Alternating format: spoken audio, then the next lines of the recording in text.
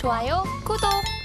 우선 암호화폐 채굴 방식과 그로 인한 에너지 소비에 대해서 알아보겠습니다. 암호화폐 채굴이 정확하게 어떻게 이루어지는지 그 과정부터 설명해 주시죠. 이제 많은 분들이 알고 계시긴 할 텐데요. 채굴자 한번 들어보셨을 것 같은데 일종의 수학 문제를 푸는 과정이 있습니다. 수학 문제를 풀어서 거기서 이제 나 다 맞췄어. 마치 수학 문제라서 사실은 약간 노가다성처럼 보여요. 그러니까 일러보고 또 돌려보고. 네. 그래서 0이 한 8개 이상 나오는 거 맞추는 일종의 수학 문제라 보시면 되는데요. 그걸 푸는 과정이 있습니다. 그래서 그걸 풀어서 그 채굴자가 이제 보상을 받는 과정이 있는데 기본적인 거는 너무 복잡한 게 있지만 실제 넌스를 1 넣어보고 또 돌려봐서 0의 숫자 8개 나오는지 안 나오는지 일종의 굉장히 수학이 요구되는 컴퓨팅이 많이 필요한 과정이 있어요. 근데 그런 걸 채굴이라고 하는데 보통 이제 채굴자 하면 많은 분들 오해를 하시는데 네. 실제 돌 캐는 걸 많이 오해하시는 분도 있었는데 네. 실제 그런 수학 문제를 푸는 과정을 보시면 되는데요. 그런 과정에서 많은 에너지가 되고요. 일단 기본적으로 말씀드리면 0의 숫자 몇 개 나올지 1도 오고 돌려보고 2도 돌려보고 그런 수학 문제를 풀어서 나 수학 문제 맞췄어요라고 해서 그런 이렇게 네트워크에 공지를 해서 나 맞췄으니까 이제 일종의 이제 같이 브로드캐스팅해서 맞춘 사람한테 보상을 주는 과정이 돼 있어서 거긴 여러 가지 복잡한 게 있지만 기본적으로 수학 문제 푸는 거다. 그래서 이제 수학 문제가 이제 넌스 값을 넣어보고 해시 값이 0의 숫자 8개 있는 거. 그러니까 굉장히 다양한 무작위로 나오는 거 있어서 그때 GPU라고 해서 많이 쓰게 되는 게 있습니다. 그래서 아마 요즘 GPU가 AI 때문에 많이 얘기를 들으실 텐데 처음에는 용산 상가에서도 네. 처음에 이제 채굴자분들이 많이 사갔잖아요. 그래서 이게 왜 많이 사가지? 그래서 용산에 있던 GPU 팔던 분들이 이게 왜 많이 팔릴까 해서 비트코인을 샀다는 얘기가 있습니다. 그래서 그때 이렇게 많이 팔릴까 해서 용산에 있던 분들도 이제 그래서 돈을 벌었다는 얘기가 있는데 네. 어쨌든 그때 많은 컴퓨팅이 필요하고요. 그때 많은 전기가 소요되는 그렇게 과정이라고 보시면 될 것 같습니다. 그러니까 이 수학 문제를 해결하기 위해서 많은 컴퓨터의 자원을 소모하게 된다, 뭐 이런 말씀이신 것 같은데요. 그러면 이 암호화폐 채굴이 환경에 미치는 영향은 어떤 것들이 있는지 조금 더 디테일하게 말씀해 주실 수 있을까요? 예, 일단은 제일 먼저 전기를 많이 사용합니다. 실제 비트코인의 사용량 자체가 네. 중견에 있는 나라 전기 사용량 비슷해요. 그리고 옛날에 제가 봤던 자료는 한 트랜잭션 처리하려면 미국 가정이 일주일 내내 쓰는 전기를 써야 한 트랜잭션 처리할 수 있는 그 전기가 사용되는 정도로 굉장히 큰 전기를 사용하고 있죠. 그래서 거의 뭐 21년도 기준으로는 아르헨티나 썼다는 얘기도 있고 그러니까 뭐 굉장히 중견에 있는 나라만큼 굉장히 많은 전기를 사용하고 있습니다. 그래서 전기를 많이 사용하고 있다는 건 그만큼 환경에 대한 문제를 야기할 수 있는 근본적인 원인을 제공했다고 보셔도 될 것 같습니다. 네, 생각보다 더 많은 전기 소모가 이뤄지는 것 같은데요. 그렇다면 이런 문제를 해결하기 위해서 또 어떤 대안들이 있을까요? 이게 그래서 뭐 POW, 보통 Proof of Work이라고 해서 일을 했던지 증명해봐. 그러니까 수학 문제 푸는 것처럼 그러니까 Proof of Work이라고 해서 작업 증명, 그러니까 합의 알고리즘 중요한데요. 왜냐하면 블록체인 혼자 쓸 거면 데이터베이스 쓰면 되는데 네. 여러 합의가 필요해서 그 합의 과정이라고 하는데 합의한 과정이 POW, Proof of Work을 많이 썼는데 요즘은 그 대안으로 네. Proof of Stake, 그러니까 얼마큼 지분을 많이 갖고 있는지. 그래서 네.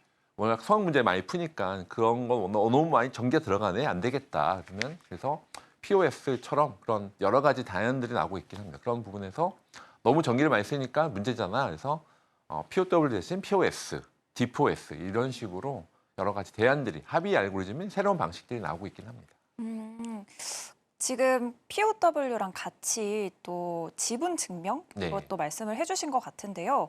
이런 지분 증명 방식과 같은 에너지 효율적인 이 채굴 방법이 주목받고 있다면 이 알고리즘은 얼마나 효과적일지도 궁금합니다. 보통의 지금 요즘 뭐 이더리움 같은 경우에도 머지됐다고 표현하는데 POW가 원래 돌고 있는데 POS로는 요즘 뭐 그런 머지됐다 표현 쓰고 있는데요. 네. 보통 그 전기형 자체가 한 숫자로 따지면 한 뭐 10% 20% 정도까지 내려가는 부분이 왜냐면 뭐 수학 문제 풀어서 하는 증명했다가 지분이 얼만큼 훨씬 더 에너지가 덜 들기 때문에 보통 따지면은 뭐 10%에서 20% 정도 뭐 비율로 뚫었다는 얘기도 있고요. 사실은 전체적인 부분은 일반 POW보다는 많이 네. POS나 DPoS가 방식이 좋고요. 그래서 네. 사실은 비트코인이 워낙 지금은 메인이기 때문에 그렇긴 하지만 이더리움 같은 경우에는 나는 이제 POW 대신 POS를 바꿨어 얘기하고 있는 거죠. 이제 아직 비트코인은 워낙 네. 그 장식 자체가 POW 그대로 유지하고 있는데요. 다른 여러 가지 블록체인 프로젝트에서는 네. 전기 많이 쓰니까 우리 ESG를 할 거예요. 그래서 이제 다른 디포에스, 포에스, POS 이런 식으로 지분 증명 방식으로 에너지를 쓰는 방식으로 좀 가고 있긴 합니다. 저는 아직도 이 POW랑 POS가 조금 아, 어려운데 이 그쵸. 두 개를 이렇게 따로 이렇게 설명해 주실 수 있으실까요? POW 말 그대로 이제 작업 증명이니까 수학 문제를 너 풀었어 안 풀었니? 그런 일종의 시험을 보는 겁니다. 아까 네.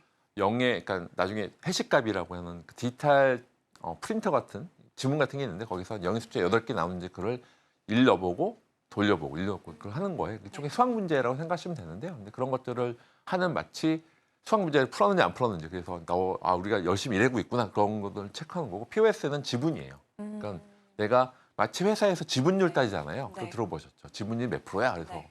따지는 것처럼 뭐 지분이 몇 프로 있는지 지분으로 그걸 작업 증명하는 거예요. 그래서 보통은 현재는 비트코인은 POW지만 네. 이더리움은 지금 POS 방식으로 바뀌었다고 보시면 됩니다.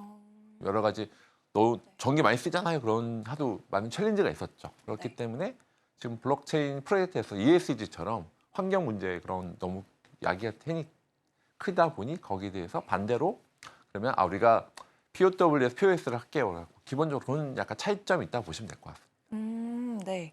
그러면 다시 그 환경 문제로 돌아와 봐서요. 암호화폐 채굴로 인해서 발생하는 탄소 배출량이 얼마나 심각한지에 대해서 물어보고 싶은데요. 네.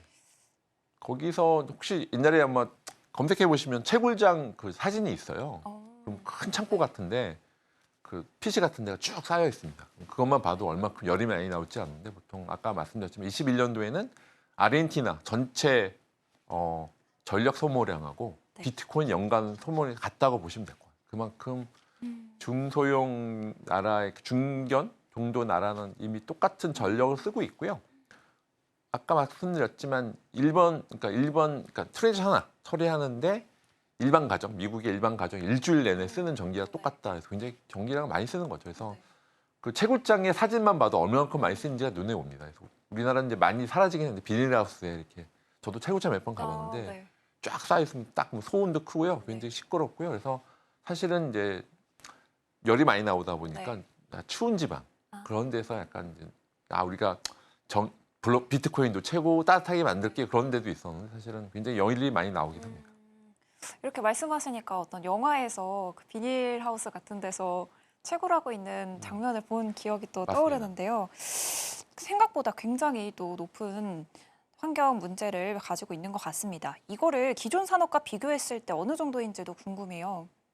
그 기존에 있었던 뭐 제조업체라든지 워낙 제조 공장 같은 데 있을 때 거의 사실은 그 역사적으로 얼마 안 됐잖아요. 그리고 어쨌든 ROI 자체가 많지는 않은데도 불구하고 일반 전기를 쓰는 걸로 보면 제조업체나 유통업체만큼 굉장히 많이 쓴다고 보시면 돼요. 그러니까 네. 사실은 많은 챌린지 받는 비트코인을 해서 뭐 너희 뭐 송금하고 수신하는 것밖에 안 하고 이렇게 돈을 전기를 많이 쓰니라고 하는 얘기가 나오는 거죠. 일반 장치 산업하고 봤을 때는 사실은 비교했을 때는 굉장히 많은 포션을 차지하고 있는 건 맞습니다.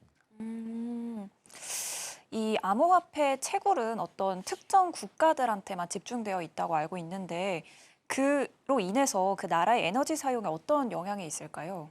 그래서 뭐 비트메인이나 원래 채굴 전문 업체 중국이 원래 많았었어요.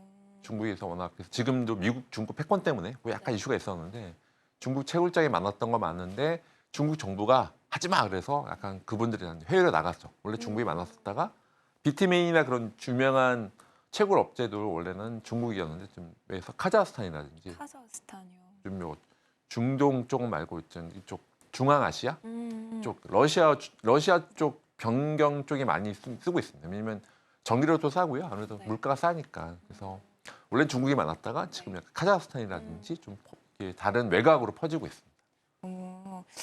그러면 또 특히 암호화폐 채굴이 문제가 되는 지역이 또 따로 있을까요? 뭐 예를 들어서 저렴한 전기를 사용하는 국가, 또 이렇게 말씀하신 것처럼 그리고 뭐 채굴 작업들이 집중된 국가들에서 어떤 환경적 피해가 더 큰지도 궁금해요. 네, 당연히 그런 부분은 이제 워낙 제가 들었던 것도 사실은 이제 그 지역에 원래 전기를 원래 안 썼었는데 댐 근처에 놓는 거죠. 그러다 보니까 아무래도 댐 자체도 환경 문제가 발생되는데 거기다가 또 전기 데이터 센터처럼 많이 들어와 있으니까 그래서 아무래도 그런 나라에선 자연적인 부분이 원래 잘 보존하고 있었는데 채굴장 안에 들어오면 이렇게 좋아하지는 않습니다. 기본적으로. 그 채굴장 자체 사업자는 당연히 돈을 버니까 좋긴 한 건데 그 주위에 있는 일종의 에코, 생태계에서는 싫어하는 분들이 많으시죠. 그래서 우리나라 같은 경우에도 지금 워낙 비싸니까 우리는 이제 원래 네. 약간 외곽 쪽에 비닐하우스라든지 그러니까 농촌 지역입니다 이렇게 해서 하는데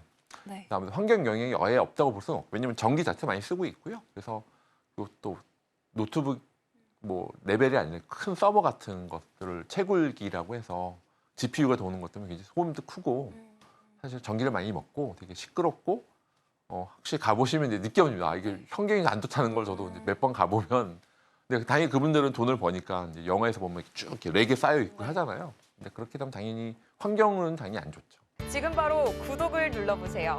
실시간 경제 뉴스, 투자 전문가들의 다양한 시황과 정확한 분석, 또 알찬 투자 정보까지 신뢰할 수 있는 저희 서울경제TV와 함께하세요.